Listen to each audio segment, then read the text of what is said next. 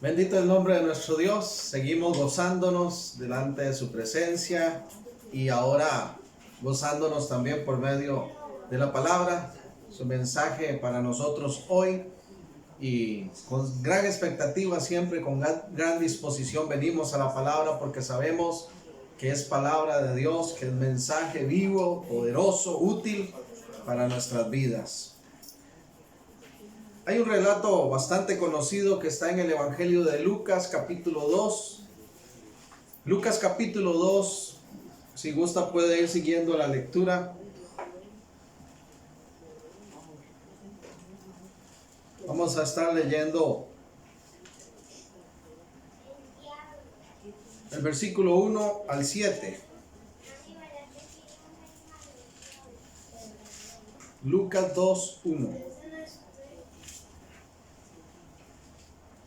Aconteció en aquellos días, dice la palabra del Señor,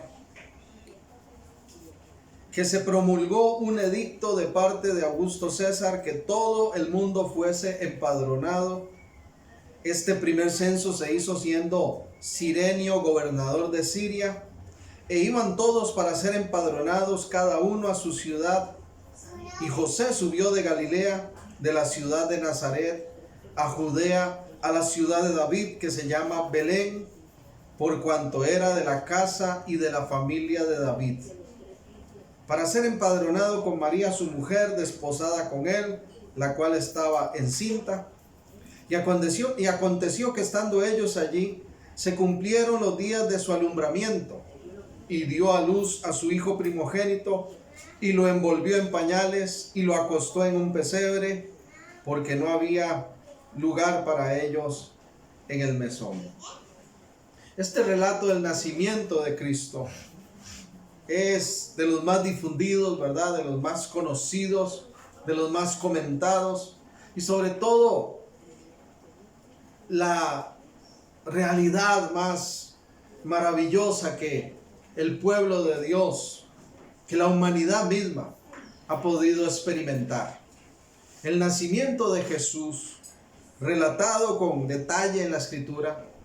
Para los detractores de la Biblia que cuestionan si fue o no real, es impresionante cómo los evangelios dan detalles tan específicos. ¿Quién era el gobernador en ese momento? Menciona los nombres de las ciudades, todas cosas que históricamente pueden comprobarse, porque sabemos nosotros que fue real.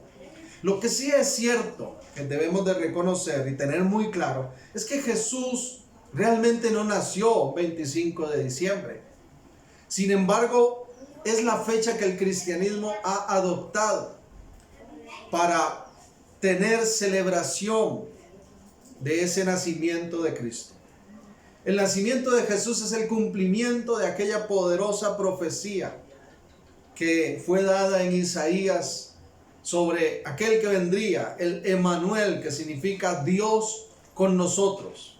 ¿Cómo no habríamos de celebrar algo tan importante? Si se le reconoce con celebraciones de días a ciertos personajes o a ciertos eventos de la humanidad, ¿cómo no habríamos nosotros de tomar ese momento también para reconocer que Dios ha venido al mundo, que Él se encarnó y que está con nosotros, con la humanidad, independientemente del día? Tenemos que tener claro que no se trata de una celebración de un solo día. Dios no espera que la iglesia celebre solo en diciembre.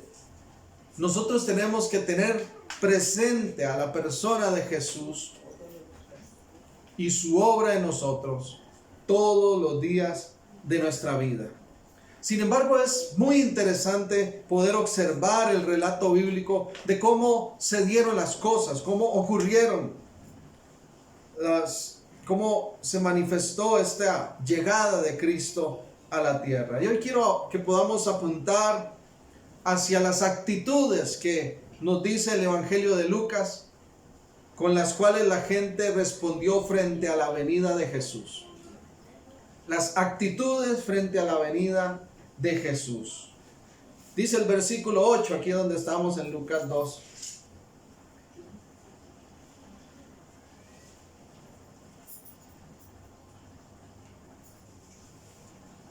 Vamos a leer el versículo 8.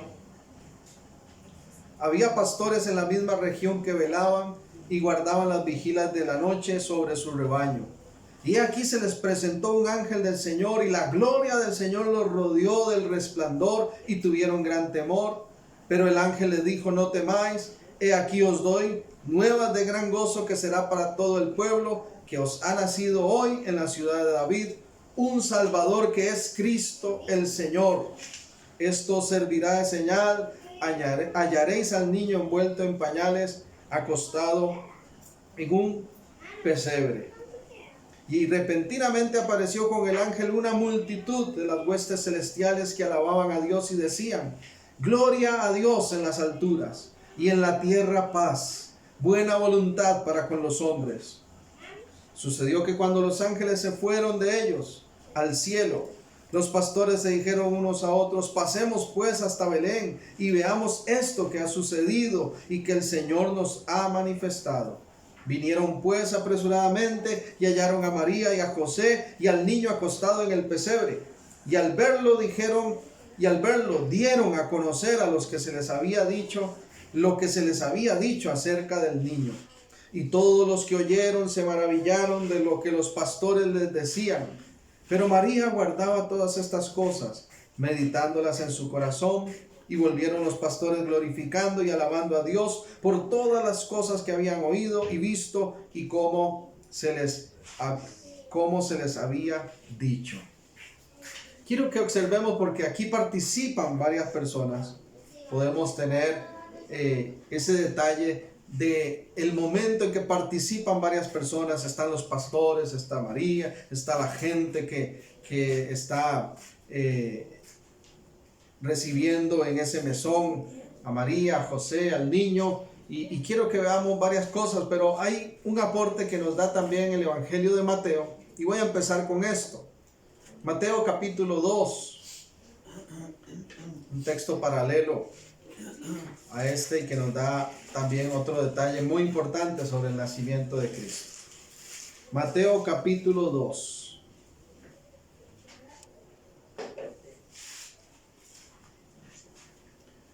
Dice el versículo 1: cuando Jesús nació en Belén de Judea, en días del rey Herodes, vinieron del oriente a Jerusalén unos magos.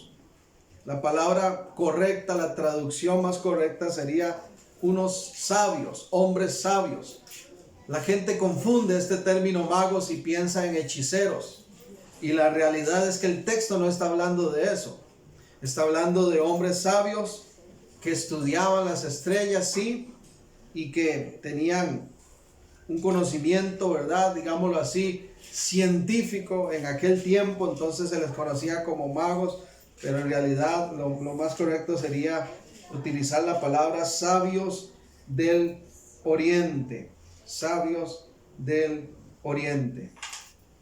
Dice el verso 2, diciendo, estos magos, estos sabios: ¿dónde está el rey de los judíos que ha nacido? Porque su estrella hemos visto en el oriente y venimos a adorarle. Oyendo esto, el rey se turbó y toda Jerusalén con él. Vean qué interesante. La actitud del rey Herodes es turbación. Pero dice que no solo Herodes, sino toda Jerusalén con él.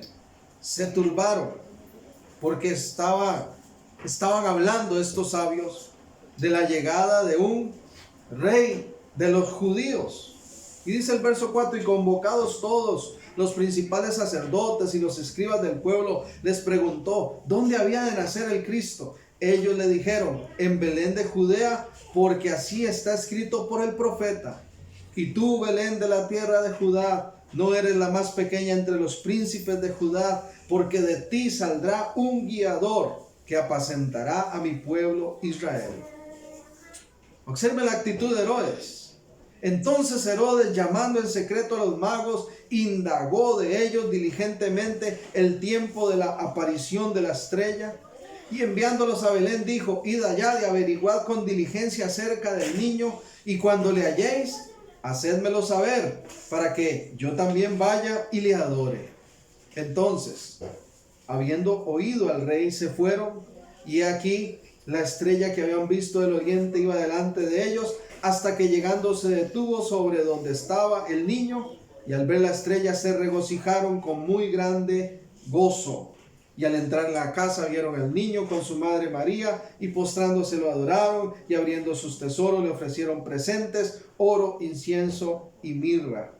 Pero siendo avisados por revelación en sueños que no volviesen a Herodes, regresaron a su tierra por otro camino.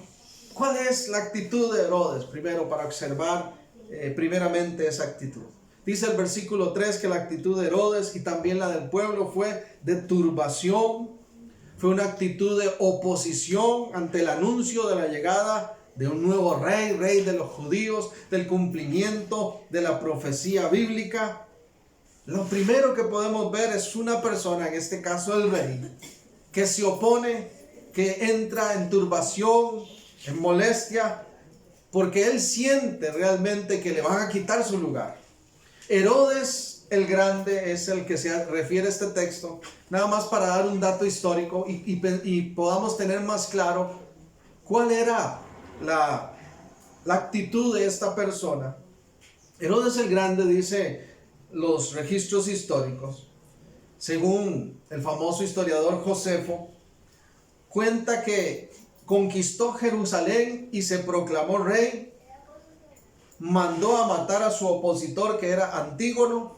No solo mató a Antígono, sino que mató 45 de los funcionarios, es decir, llegó y arrasó con toda la asamblea legislativa, por así decirlo, de ese lugar, ¿verdad?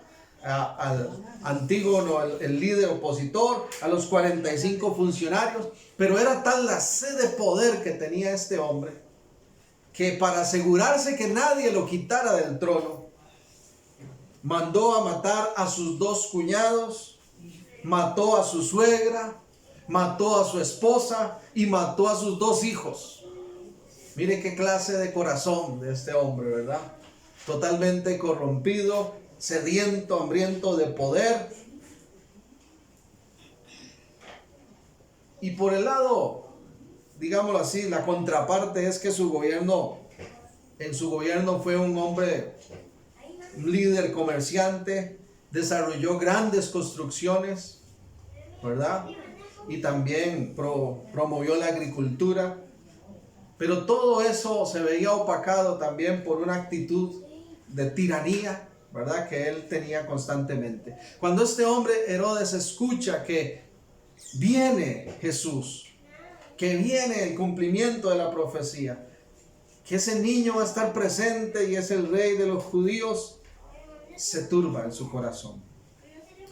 Yo pienso que nosotros podemos observar en el presente actitudes como esas. Hay gente que tiene una actitud herodiana, por decirlo de alguna manera, no herediana, herodiana, una actitud como la de Herodes, porque se turban, se vuelven contra Dios, son opositores de todo lo que anuncie el Evangelio de Jesucristo. Pero muchas de esas personas que chocan contra el Evangelio, contra la venida del Salvador y la obra de Cristo en la tierra, en realidad están turbados porque en el fondo tienen miedo a perder su estilo de vida en libertinaje, su estilo de vida en autocomplacencia, su estilo de vida en perversidad, su estilo de vida en desorden.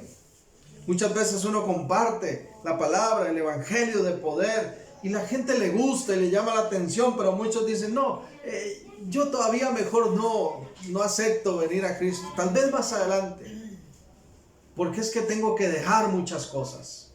Y muchos están pensando en que tienen que cambiar su estilo de vida. Y la realidad es que eso es verdad. Cristo Jesús también nos enseñó, estando aquí en la tierra, que el que quiera ser su discípulo debe de tomar la cruz y seguirle cada día. Y eso significa morir a nosotros mismos. Esta actitud de Herodes es una actitud que lamentablemente está creciendo en nuestros tiempos.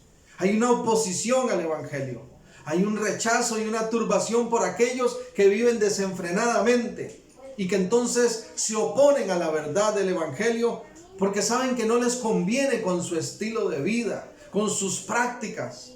Pero nosotros como pueblo de Dios tenemos que seguir adelante, confiando en quien hemos creído y ser valientes y perseverantes y tener una actitud diferente a la que tuvo Herodes, a la que tuvieron estas personas en ese momento, como estamos observando en el texto.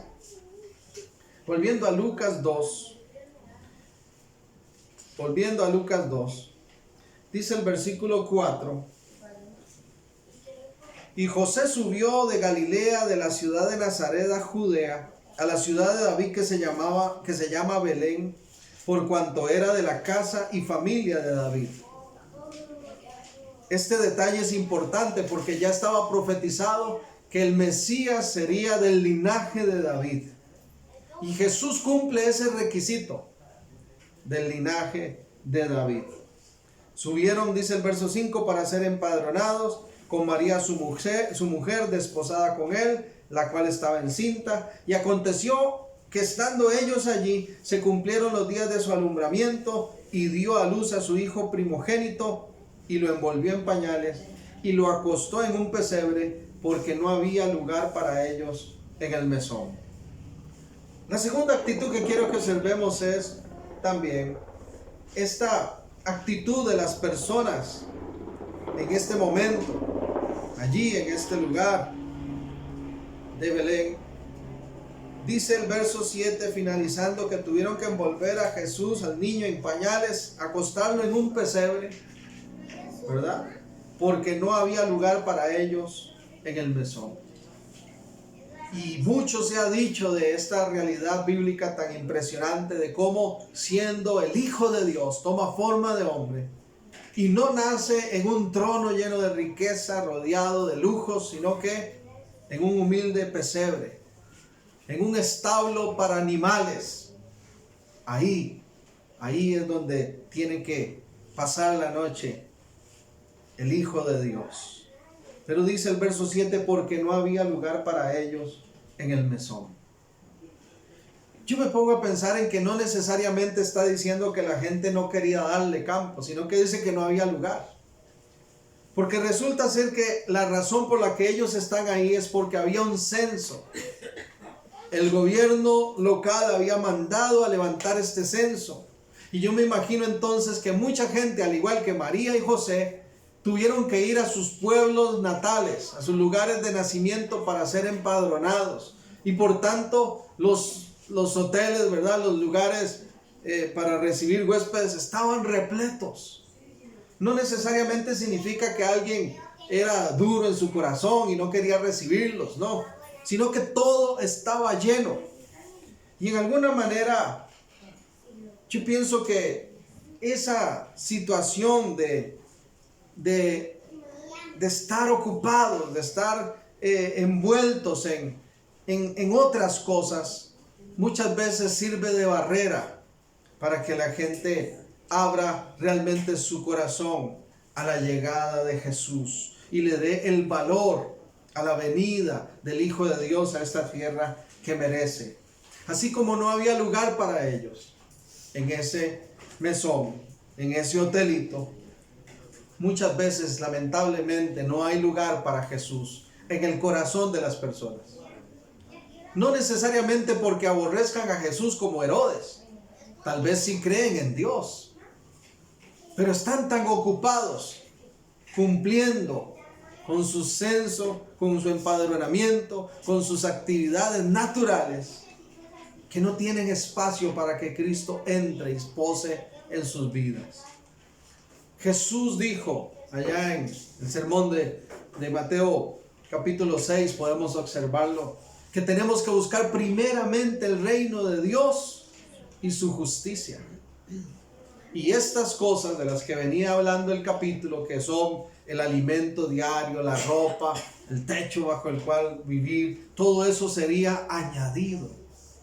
Pero vivimos tiempos donde todo es consumismo, donde hay un materialismo tan grande, donde las familias a veces se ven afectadas porque la prioridad es el dinero. Mire, se dice hoy en día, sí, directamente, usted le pregunta a cualquier notario, a cualquier abogado, cuál es la causal número 1 de divorcio. Mire, ya no es la infidelidad, es increíble.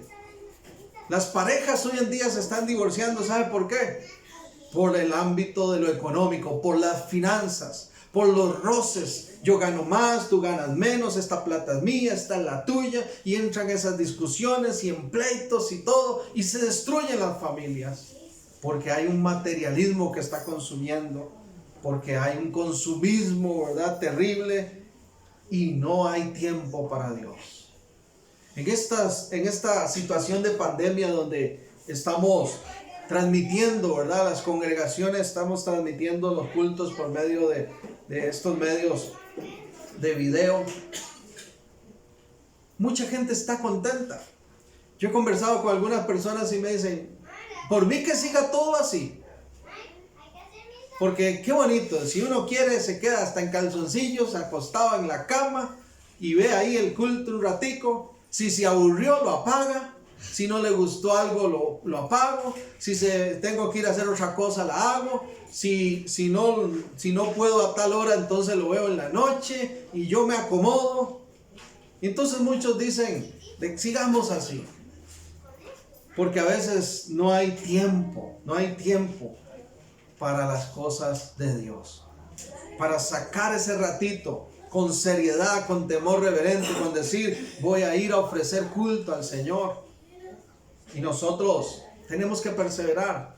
Yo siempre he sido defensor del hecho de congregarnos.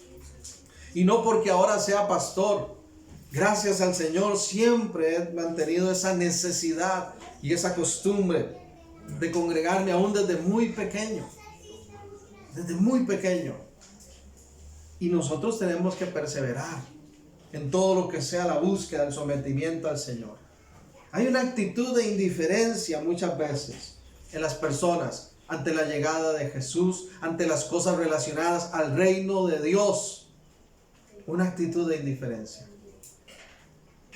Estamos apenas iniciando el mes de diciembre y ya se sorprende uno de ver el cambio que hay en la cotidianidad de nuestra ciudadanía costarricense.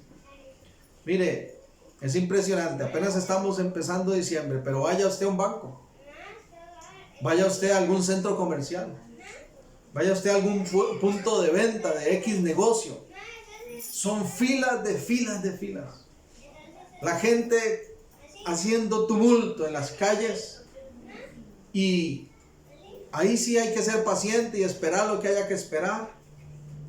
Pero a veces para las cosas del Señor no podemos sacrificar ni siquiera un ratito de una hora, ¿verdad?, para ofrecer culto al Señor. Entonces yo les animo a que tengamos una actitud correcta de disposición, de búsqueda, de necesidad, de hambre de la presencia del Señor.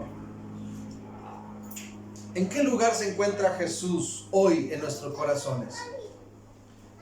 ¿Estará relegado al establo de nuestra vida? ¿Lo tendremos ahí en el patio, en una esquinita ahí? ¿O tendrá la silla de honor, el privilegio, el centro de nuestro hogar?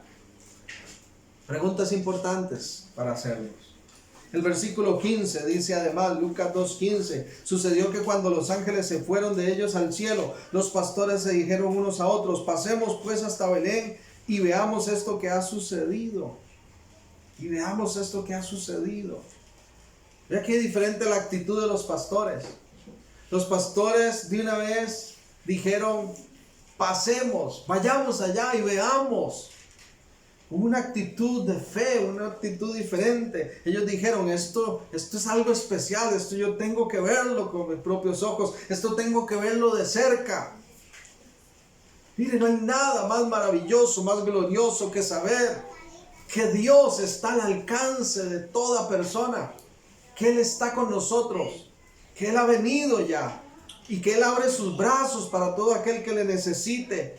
Qué glorioso sería poder observar a muchos de nuestros familiares, a muchos de nuestros vecinos, compañeros de trabajo, amigos, que tuvieran ese despertar de fe y dijeran, yo tengo que ver esto con mis propios ojos. Tengo que conocer a ese Dios del cual están predicando. Tengo que saber de ese Jesús que tanto habla. Fulanito, fulanita. Vamos a verlo. Vamos a verlo.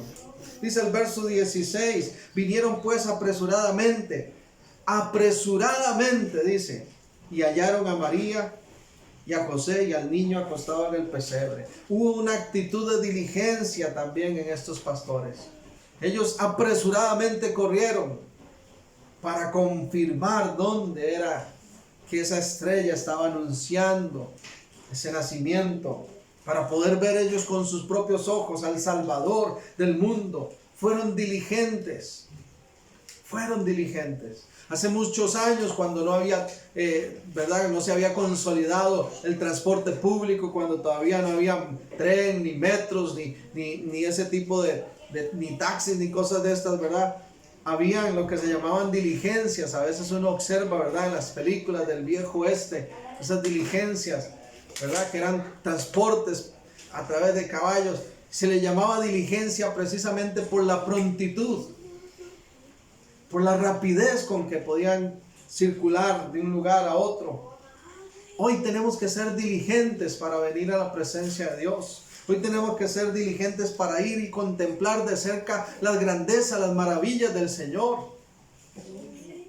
Qué lindo que haya en la humanidad ese despertar donde la gente diga: ya no quiero que me cuenten más, ya no quiero que me hablen más, ni que me describan. Voy a ir a verlo yo mismo con mis propios ojos. Y ese esfuerzo entonces diligente por disponerse, por ir apresuradamente a Cristo, a su palabra, a su presencia. El verso 17 dice: y al verlo, cuando ya los pastores llegaron ahí, dieron a conocer lo que se les había dicho acerca del niño. Compartieron el mensaje, extendieron la buena noticia que esos ángeles les habían dado. Dieron a conocer lo que se les había dicho. Esa actitud de proclamación tiene que estar presente en la vida de la iglesia, en la vida del cristianismo, todos los días de nuestra vida. Mire, a nosotros, a ti y a mí que estamos ahora en Cristo, ya se nos fue dicho, ya se nos dio a conocer, ya fue quitada la venda de los ojos. Hemos conocido, como dice Juan, el Evangelio de Juan, la verdad, y esa verdad nos ha hecho verdaderamente libres. Tenemos que tener una actitud ahora de proclamación, de contar lo que se nos ha dicho, de transmitir la buena noticia que se nos ha dado. Estos pastores recibieron esta noticia de los ángeles. Tú y yo hemos recibido esta palabra de parte del Señor, este mensaje de poder, este evangelio de poder. Y tenemos que compartirlo. Y tenemos que contarlo. Estos días hay platilla en la calle, ¿verdad? Y hay gente que no le gusta decir mucho, ¿verdad? Calladitos ahí, tienen su vaquita, dice uno, ahí guardada, su platica. Pero hay otra gente que lo primero que llegan es: ya me depositaron el aguinaldo, ya cayeron los dividendos. Y andan contándole alegremente a las personas que ya tienen dinero. Hemos recibido algo más glorioso que cualquier cantidad de dinero. Somos millonarios en Dios por su gracia, por su favor, por la salvación en Jesús. ¿Cómo no vamos a contar eso?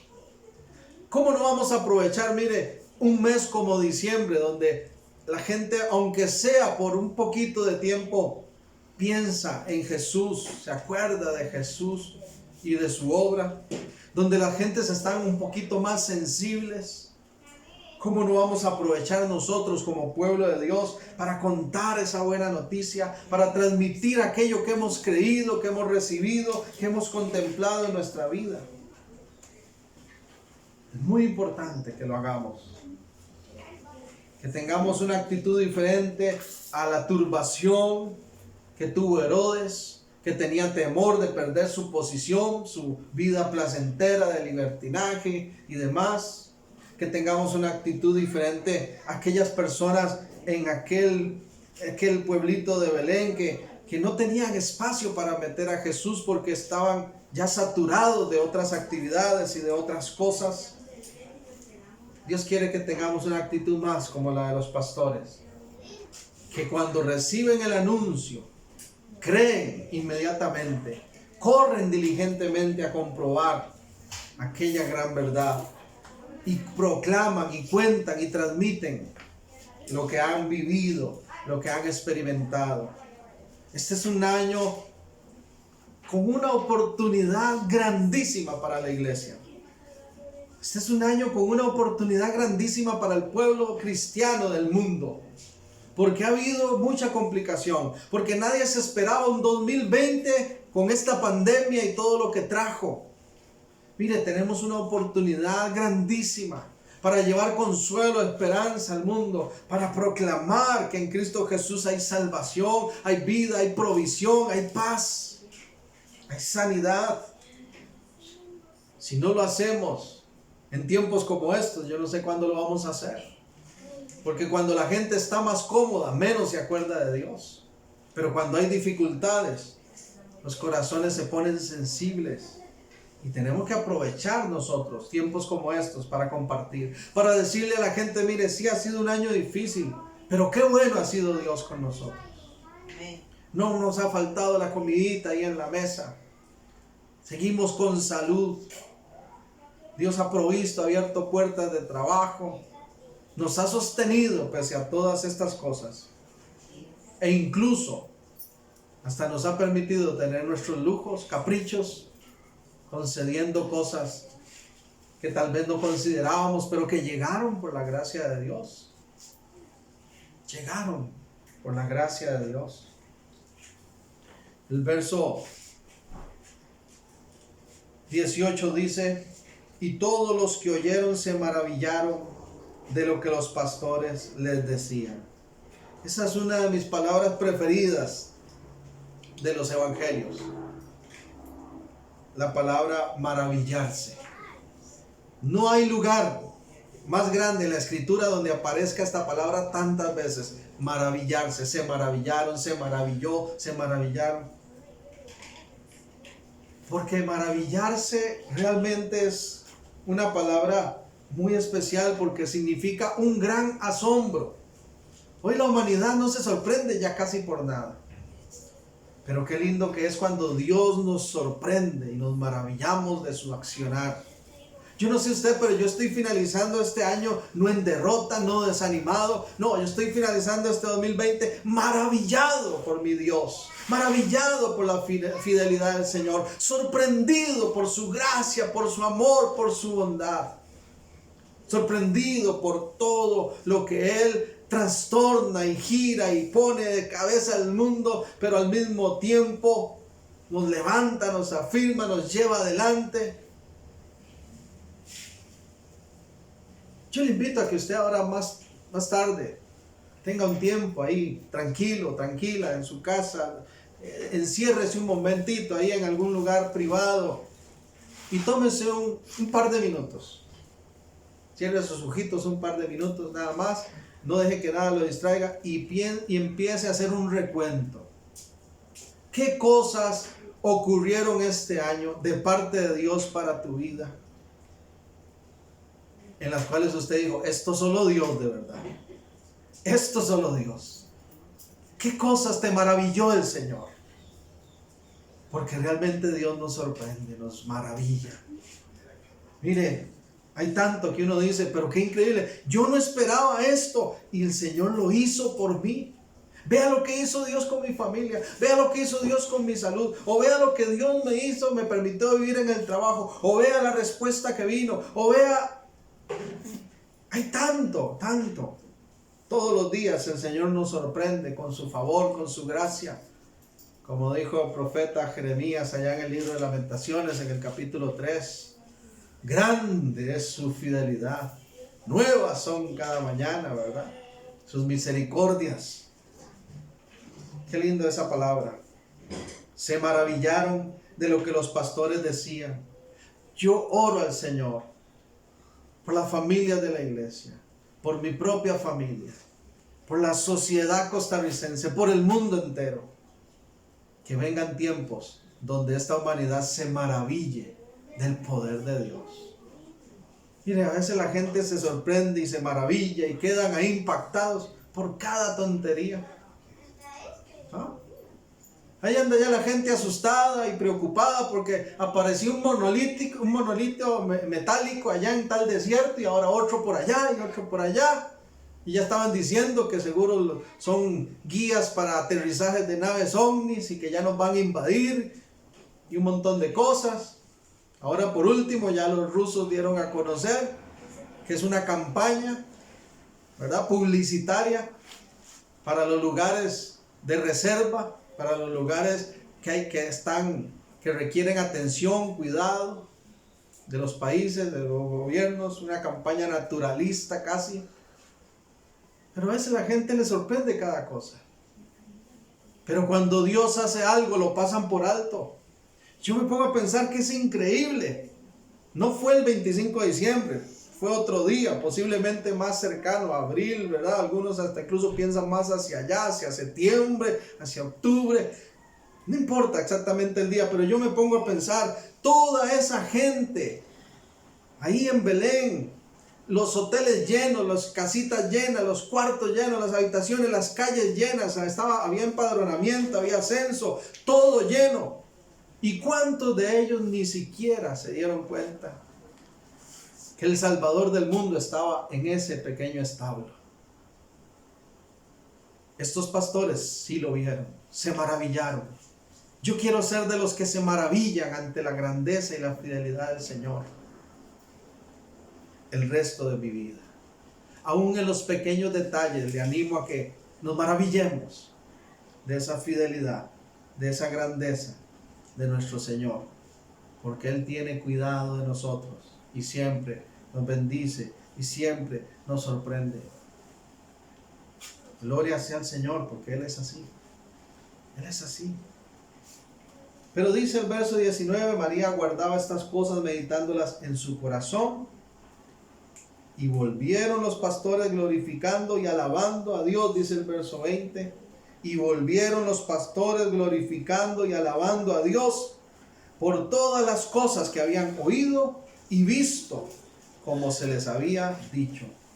Volvieron glorificando y alabando a Dios, motivados por la verdad que habían confirmado. ¿Cómo volvieron? Glorificando y alabando a Dios. ¿Cuál es nuestra actitud?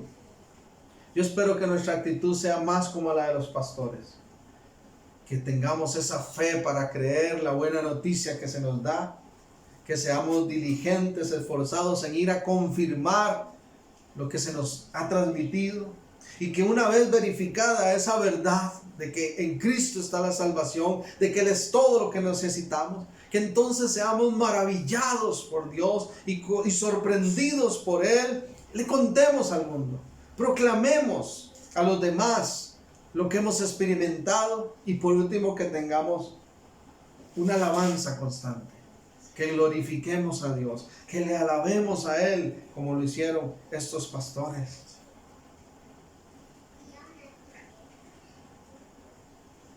Alabemos al Señor, hay mucho por lo cual alabarle. Están pasando siempre, ¿verdad?, en las redes sociales esos mensajitos, memes y todo esto. Ya están empezando a circular los relacionados al fin y comienzo de año. Y por ahí me pasaron uno que decía, más o menos era como una protesta diciendo, no quiero ver a nadie dando gracias por el 2020. No sé si han visto ese tipo de mensajes, circulan en las redes sociales. No quiero ver a nadie diciendo gracias por el 2020. Pues yo sí quiero dar gracias. Yo estoy maravillado de mi Dios. Yo sí quiero levantar alabanza a Él, porque aún estoy en pie, porque aún estoy gozando de salud, porque tengo una familia maravillosa, una esposa que amo, unos hijos que disfruto cada día, porque tengo una familia de fe como ustedes, mis hermanos, familia de Dios, que podemos seguir unidos, que podemos seguir compartiendo aún en medios tan conflictivos como estos. Yo sí quiero cerrar alabando al Señor, bendiciéndolo y dándole gracias porque he tenido provisión, porque sí ha habido dificultad, pero Él ha estado ahí, nos ha sorprendido, nos ha bendecido, nos ha sostenido, ha llevado adelante nuestra vida, porque he visto milagros en la iglesia, sanidades, he visto respuestas poderosas, porque puedo decir que Dios ha estado en control de mi 2020 y del 2020 de esta humanidad. ¿Puedes tú decirlo? ¿Puedes tú alabar al Señor y decirle gracias porque has estado en control de este año? Nos ha sorprendido esta situación de pandemia, pero tú ya te habías adelantado a esto, Señor. Nos has bendecido, nos has cuidado. Hemos visto tu gracia, hemos visto tu favor. Te alabo por tu provisión, por tus bellos detalles cada día con nosotros. Qué bueno es el Señor. Qué bueno que es nuestro Dios. La actitud de los hijos de Dios tiene que ser una actitud de dar gloria a Él, de dar alabanza a Él. Y yo le motivo a que cuando usted escuche a alguien decir, qué año más purete, qué año más feo, qué año más terrible, que usted pueda decirle con convicción, para mí ha sido un año de bendición, porque en medio de la tormenta he visto a mi Señor calmar la tempestad, porque en medio de la oscuridad he visto la luz del Señor alumbrar sobre mi vida, porque en medio de la necesidad he sido partícipe y Dios me ha permitido incluso hasta bendecir a otros y ser bendecido por otros. Porque mi Dios no se muere de COVID. Porque mi Dios no se fatiga ni se cansa con nada. Y porque nunca me abandona. Ese Cristo Jesús, ese Emmanuel, cuya estrella anunció ese día, no nos ha dejado solos. Porque hoy yo tengo una comunión en el Espíritu Santo que disfruto cada día. Y porque sé que no tengo temor del mañana. Hoy recibo, si Dios me lo permite, llegar a ese 2021, lo voy a recibir con los brazos abiertos y con gratitud y con alabanza al Dios vivo. Señor, te alabamos. Señor, te bendecimos. Señor, glorificamos tu nombre, maravillados ante ti. Así como esos humildes pastores que se sorprendieron, Señor, por tu buena nueva. Así como esos hombres sabios que llegaron a confirmar el nacimiento del Salvador.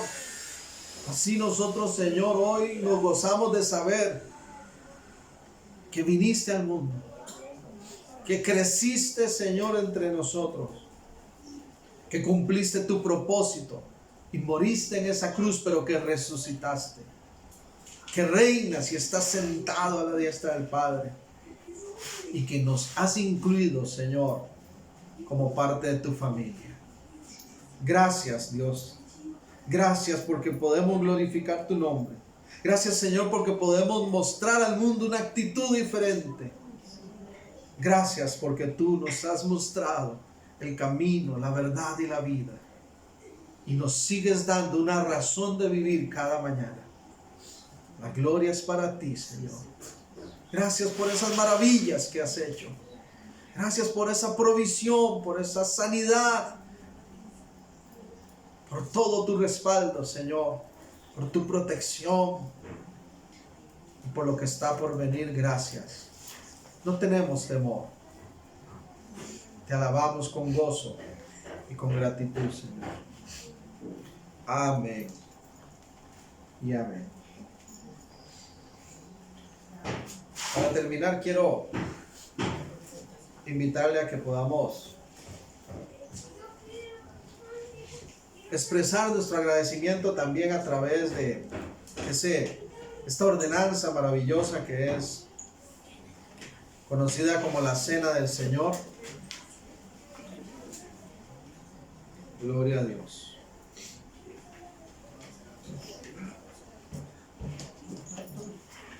y que mientras participamos, pensemos con profunda gratitud todo lo que ha significado que ese niño llegase, que el Salvador del mundo viniera a esta humanidad. A través de la cena del Señor conmemoramos que Él creció, conmemoramos que Él cumplió su propósito siendo obediente hasta la muerte y muerte de cruz. Y con gratitud le alabamos porque su muerte y su resurrección significa nuestra vida, nuestra salvación.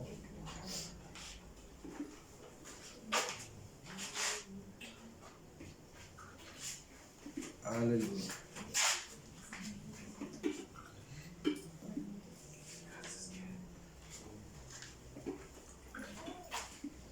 Gloria a Dios.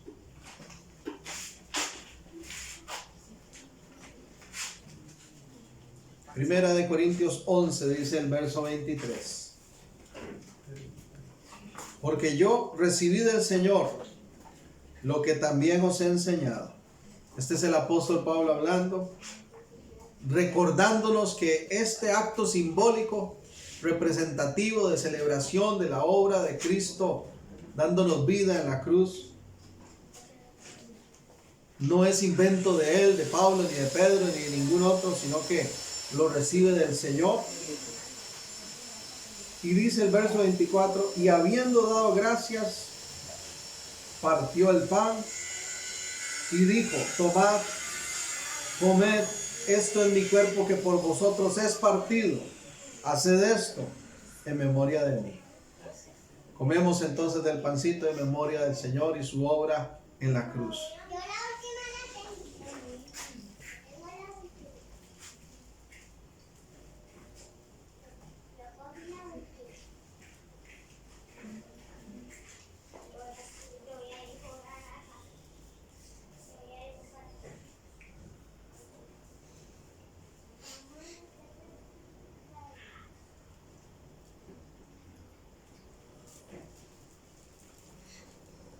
Gracias, Señor, gracias. Recordamos, Señor, que tu cuerpo fue castigado terriblemente, llevando el castigo que nos correspondía a nosotros. Gracias, Señor. Gracias, Señor, porque en tu cuerpo llevaste el peso de nuestro pecado. Y por tu llaga también hemos sido curados. Asimismo tomó también la copa, después de haber cenado, diciendo, esta copa es el nuevo pacto, el nuevo acuerdo, el nuevo convenio que Dios establece con la humanidad, con la iglesia. Esta copa es el nuevo pacto, el nuevo acuerdo en mi sangre, porque la sangre del Señor fue derramada, siendo el sacrificio perfecto, suficiente por todos nosotros. Haced esto todas las veces que la bebieres en memoria de mí. Bebemos de la copa en memoria del Señor.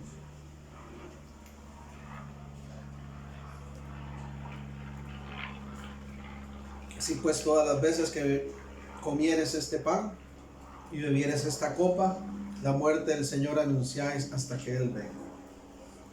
Amado Dios, gracias. Gracias porque en la eternidad trazaste ese plan redentor glorioso. Gracias, amado Salvador, porque viniste a dar tu vida en esa cruz. Derramaste tu sangre, siendo el único capaz de solucionar la distorsión que el pecado causó, la separación que causó en nosotros, devolviéndonos la comunión con el Padre. Gracias porque no nos has dejado solos, Jesús.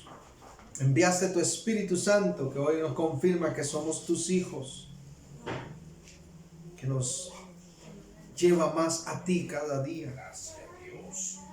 Y gracias porque podemos obedecer este mandato tuyo, esta ordenanza, hasta que tú vengas, porque has prometido volver por tu pueblo. Te esperamos gozosos, Señor. Gloria sea tu nombre. Gracias por tu obra de salvación. Amén. y amén. A continuar en esa actitud de alabanza, de diligencia, de sometimiento a Dios durante toda la semana, y aprovechemos cada oportunidad para compartir a ese Cristo de poder que salva, que cambia, que da vida en abundancia. Hasta pronto, bendiciones de la